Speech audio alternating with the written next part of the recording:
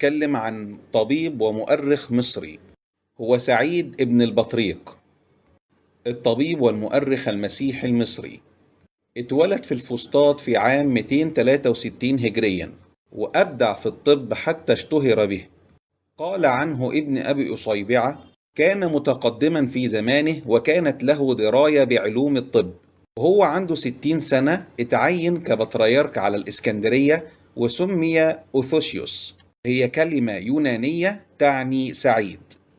أكثر أعماله أهمية على الإطلاق كان كتاب نظم الجوهر أو نظم الجواهر، وهو كتاب في تاريخ العالم، والكتاب ده هو بدأ العمل فيه قبل أن يصبح بطريرك على الإسكندرية. وهذا الكتاب أثر بشكل كبير على كتابات ابن خلدون، وقد أخذ منه بعض الأحداث التي وردت فيه. بيبدأ الكتاب بفصل الخلق، ثم يسرد القصص انتهاء بعصره، مرورا بالأحداث التي تتعلق بالإمبراطورية الفارسية حتى مجد الإسلام وصولا إلى الحكم الساساني، كما أن له مؤلفا في الطب. وتوفي في عام 328 هجريا بمصر بالإسكندرية.